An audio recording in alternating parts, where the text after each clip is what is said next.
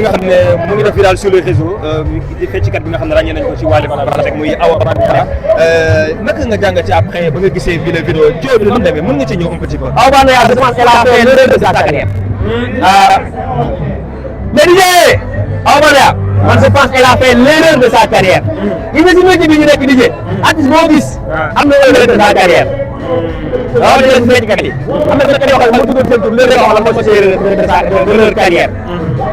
artiste yëpp nag su ma yóbboo benn fecckat yi jigéen rek nga ne lu ñuy erreur de carrière xam nga lu ñuy erreur de carrière su loolu Mame Ndiaye xam nga lu ñuy erreur de carrière bu loolu Awa Bandiara tey xam nga lu ñuy erreur de carrière tey ah beneen carrière xam nga lu ñuy wax lii mooy erreur de carrière mais Awa Bandiara xale yi dañu nekk seen image ak seen réputation ba dara lu ndaw yàq Awa Bandiara ñu ko jox nawloo ko respecté ko xam nga day nekk ci biir li ñu mënee bu ci Sénégal bu ci taaj laaj ka nekk ci biir waaye ba félicité si mais tey jii góor jaaree la ci 500 000 yónnee na ko pour ak yow li liggéey maanaam pour wax ak yow peut-être nga fiil dafa bardé wala dara mun na mu jox rek ci réseaux sociaux yi frère ça va loolu bu ñu dara sax day yàq sa image ci feccikat boo xam ne da ngay ànd ak koo xam ne c'est un international Wally Seck mais feccikat bi Wally Seck bi na góor may 500 000 pour am ak moom link pour mën a seq ak boo waxtaan nangam voire sax doxaan ko ñu ni Awa daf koy ñàkk ceeb sax xale bu bëri damaa juum 50 000 laa la bëggoon yéene delluwaat sama xaalis Awa bañ loolu réputation la bu yàq Awa Bandiara mais en même temps day yegg ci biir ci leader parce que ñaar seqal Wally moom la ñu envoyé 500 yi ma la ko delloo fan la teg ñu ma ko delloo premièrement yaa ngi yàq réputation nekk delloo ma parce que bi deuxième moo la may 500 000 pour waxtaan ak yow pour bi dalaa yéen ñaar ubbuloo ko defoo ko mu woon ne damaa juum delloo ma li si des parce que 50 000 laa la bëggoon envoyé ngeen doog ko delloo lu tax nga koy médiatiser lu tax nga koy yóbbu sur la toile yaa ngi détruire sa réputation yaa ngi yàq sa image yaa ngi def communication boo xam ne jaru ko déjà tu es connu xale yi bëgg nañu est-ce que ban fecckat moo ñu def di fecc benn Awa Bandiara moom moo ko fekk yaa def soirée ci school yi yaay fecc soirée yi yaay fecc artiste yi def ay programme ak yi dañuy def fecckat nga ñëw fecc yaa mujjee ñu yor Sénégal lay gëdëm da ngay téye sa image de réputation aw waru woon taxawu ñu ne góor moo fay 500 000 mu am ci coow moom existé les sociaux coow bu la tax dana am ci diggante ba moo ku góor ki wala bu lijjanti ba fekkee ba 500 000 yooyu dem te coow du am mais une danseuse aussi connue au Sénégal une danseuse boo xam ne nekk seen très connue au Sénégal moo egg ci toile ñu naan 500 000 la ñu nit envoyé pour am ak moom waxtaan ak yooyu noonu ba finalement xeex moo ci am ci buntu place loolu ça détruit sa carrière day yàq instant bi boo nekkee Awa Bandiara ñu ah bu ma góor 500 000 muy xeex buntu place loolu tax boo ko sa carrière tey baaxul tey jii macha allah dafa toujours bois bu ngeen man rek ma sàmm sama carrière ba fii nii ba daa dawal fii naat fay boo leen jàng dañ naan ah moom lañ laaw xam nga loolu dafa am baaxul tey jii gis naa benn fecckat nga xam ne tey jii am na ko daa ko rek ci réew mi yan daa ko rek ci réew mi mais am na loo xam ne yow ci carrière boo ko jëlee loolu loolu day ñëw ah loolu dafa waroon bañ a mën moo am ko dara mais tey jii am na waaye boo xam ne bu ngeen defee dañ maanaam bu ngeen taal Awa Bandiara da ngay gis ni d'accord moom ay góor mën nañ 500 000 mu bañ a mën a réputation comme ça. am solo acca mu ngi doon yéen ñi nga xam ni amee fidèle internaute de Trace 221 TV c'est toujours un réel plaisir de vous retrouver sur les antennes de Trace 220 TV yéen ñi safoo duñu topp bu baax a baax seen émission bii di ràññee bu baax ak Setsima TV donc suñu ay différents panels yi nga xam ne ñoo fi teew tey alors ami Cheikh fidèle internaute bu ngeen ma gisee tey fii ñoo ngi tey fii ci foire Wanteex Vulgaire comme le savez depuis semaine bi nga xam ne si lañ jógee Maman Vulgaire elle n'est plus à présenter sur la toile mu ngi def liggéey ba am solo sur le réseau mais aussi mu nekk femme battante boo xam ne gis nañ tey foire bi nga xam ne taxaw na dañ ci waxtaanee un petit peu avec les chroniqueurs di Diagne na ràññee ngeen ko bu baax a baax le PDG de Trace 221 TV mais Diagne maa ngi lay nuyu. maa lay siyaar frère di la bëggee di nuyu internet du Setsima TV ak Trace 221 yëpp ah di jël ci nuyoo bi ne wax dëgg yàlla internet yi nga xam ne dañuy bàyyi à chaque fois di nuyu foire bi nga xam ne dinañ ñëw tey bi foire Maman Vulgaire di ko féliciter ci réussite totale bi mu am ak aussi en terme de l'organisation bi fi am sécurité lépp lu fi am ci côté foire franchement c'est à féliciter xam naa ci biir laaj yi dinañ ñëw bu baax a baax ñu gën a wax ci foire bi nga xam ne moo di fii nii très rapidement ñu dem. acca mu ngi noonu mais Diagne naka nga gisee tendance bi nga xam ne moo am ci foire bi ci diggante Maman Vulgaire gis nañ aussi tamit Mame Ndiaye Savon moo ngi def foire pour ci Pikine mais naka nga gisee tendance bi nga xam ne sur les réseaux ku ci nekk sa foire yaa ngi wane maa mën ñii sax dañuy toog naan maay seen yaay. bon je trouve pas que ni tendance am na ci wala xeex am na ci man li ma ci gis rek moom mooy ay jigéen yoo xam ne elles sont parties de rien ba tey doon lu ñu doon mooy ku ci mel ni maman vulgaire ci moom sax laa mën a war a taxaw parce que foiram la ñu nekk fii DJ on parle plus de 100 stand yoo xam ne jaay na ko stand bu ne mu jaayee bu 300 000 faites le calcul on parle des trentaines de millions yoo xam ne ci koo xam ni employé la woon maanaam koo xam ne dañ ko doon fay salaire weer bu dee tey jii mu dem taxawal loo xam ne 100 stand yoo xam ne bu jaayee 300 000 on parle de trentaine de millions yoo xam ne récolté na ko hormis li muy jaay nangam ak nangam je vais pas wax ci pour catu ko mais boo gisee ma wax loolu noonu moo bëgg a des ci forme bi mooy Sénégal il faut ñu comprendre que ni yàlla bi may Cheikh Amar yàlla bi may Babacar Ngom Sidima yàlla bi may Semzo mooy may maman vulgaire donc maman vulgaire bi muy doogay ñëw di nekk ci employé la woon dafa amoon salaire ñu koy fay tey ji dem na boo taxawal lu mel nii bi muy doog a door boo demoon boo ma woon image boo xam ne nii lay mel nga ne ko maman d'ici quelques années di nga taxawal lu mel nii du la gëm xam nga ci jàngatee àdduna ci loo mën ci nekk gëmal ni yàlla mooy maye moom maman vulgaire employé Mame Ndiaye Savon la woon doon fa am salaire maanaam weer bu dee ñu ne ko maman vulgaire kaay lii mooy sa salaire sa payoor mu jël ko dem tey jii moo dem ba taxawal li nga xam ne ay millions ñoo koy taxawal bii si ngoon ne en terme de logistique pour nga dépasser ko ça va te permettre nga am visibilité mais il faut nga développer xaalis bu bëree bëri pour nga am ko Mame Ndiaye Savon maman vulgaire concurrence am na mais il faut ñu d'accord que ni concurrence bu set la mooy maman mi ngi ruqoon di liggéey tuddul Mame Ndiaye taasul Mame Ndiaye mi ngi ruqoon di liggéey tuddul maman taasul maman mais au fond seen ay communication it sentir que ni ñaar ñii am na benn dualité bu dox seen diggante. mais Youssou Ndour Thione Seck dañ daan am pic Wally Seck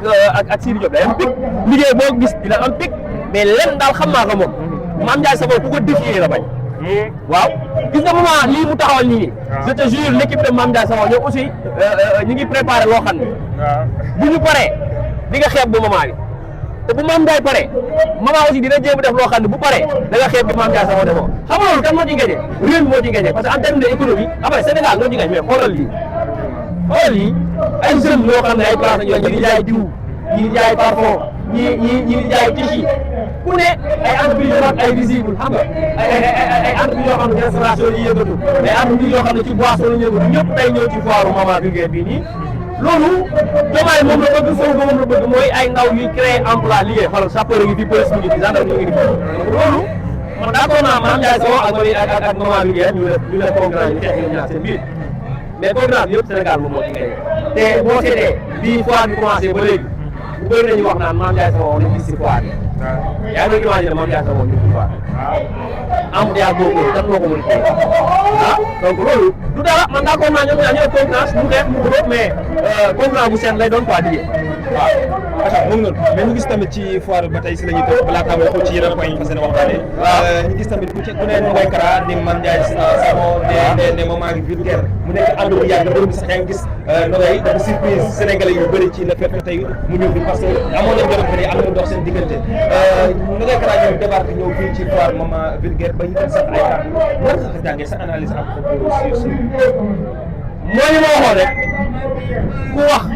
Nogaye Kara lan nga bëgg bu defal la ko ni Nogaye Kara c'est vrai Nogaye Kara ñëpp ñu nga xamee woon ci Mame Ndiaye Savon mais déggale bi mu déggale réew mi xam ko jaaree ci maman vulgaire loolu il faut que xam ko man dama gëm ni Nogaye Kara ak maman vulgaire mooy diwo bi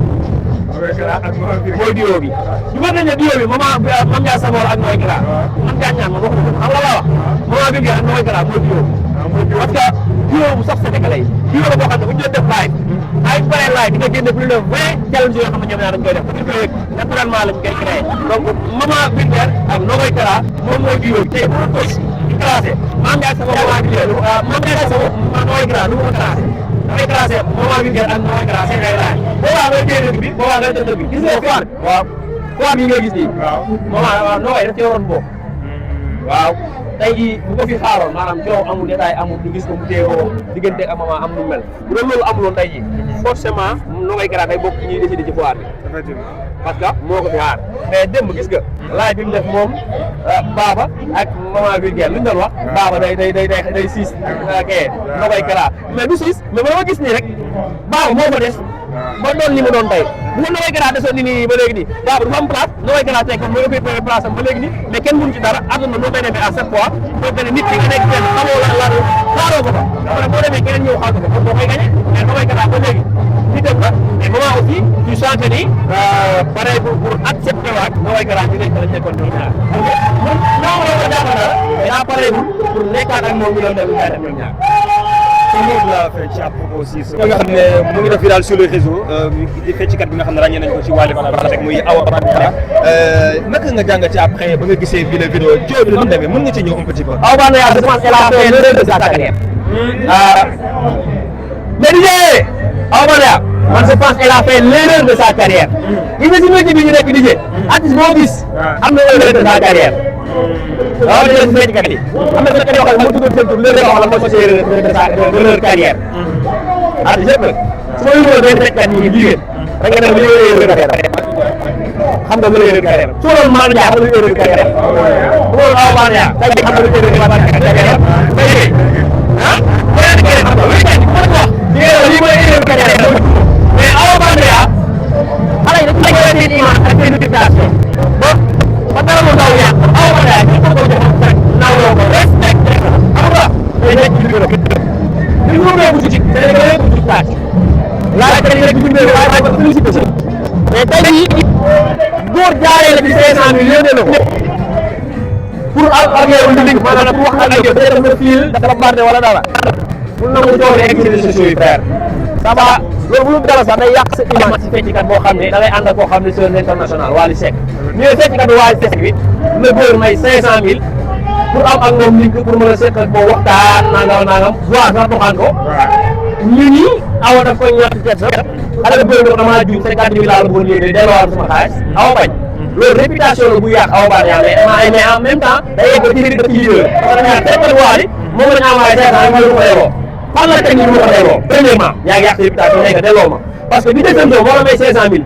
pour waxtaan ak yow pour bi dalaa yéen ñaar ubbi ko defoo ko mu woon ne damaa juum delloo ma li si des parce que 50 000 laa la bëggoon envoyé ngeen doog ko delloo lu tax nga koy médiatiser lu tax nga koy yóbbu sur la toile yaa ngi détruire sa réputation yaa ngi yàq sa image yaa ngi def communication boo xam ne jaru ko déjà tu es connu xale yi bëgg na est-ce que ban fecckat moo ñu def di fecc benn Awa Bandia moom moo ko fekk yaa ngi tubaab la fisco yi yaay fecc soirée yi yaay fecc artiste yi def ay bagaay na yi dañuy invité ci fecckat nga ñëw fecc yaa mujjee ñu yore Sénégal yi gën da ngay téye sa image de réputation aw waru woon nangu ñu ne góor moo ko may 500 000 mu am ci coow moom egg ci réseaux sociaux coow bu la tax dana am ci diggante moo ku góor ki wala mu lijjanti ba fexe ba 500 000 yoon dem te coow du am mais une danseuse aussi connue au Sénégal une danseuse boo xam ne dafa nekk c'est une artiste très connue au Sénégal moo egg ci toile ñu naan 500 000 la ñu nit envoyé pour am ak moom waxtaan ak yooyu noonu ba finalement xeex moo am ci buntu place loolu ça détruit sa carrière da yàq instant bi boo nekkee Awa Bandia la ñu ah mu ngi mooy 500 000 muy xeex buntu place loolu tax boo ko jël sa carrière tax baaxut tey jii macha allah dafa toujours bois bu ngeen man rek ma sàmm sama carrière ba fii nii ba laa dawal fii naat fay boo leen jàng dañ ah moom la gaaw xam nga loolu dafa am baaxul tey jii gis naa benn fecckat nga xam ne tey jii dañ ko daan rek ci réew mi yéen daa ko rek ci réew mi mais am na loo xam ne yow ci carrière moom ko jël loolu loolu day ñëw ah loolu ko woon bañal ma ko woon ko dara mais tey jii dafa wala boo xam ne bu ñu internet bi dañ ci maanaam bu doon taw Awa Bandia da ngay gis ni d'accord moom ay góor ma ñu 500 000 mu bañ a international yooyu ak dañu leen réputation comme ça am solo aca mu ngi doon baax bu baax yéen ñi nga xam bu baax liggéey sa tëb de jërë ngeen jëf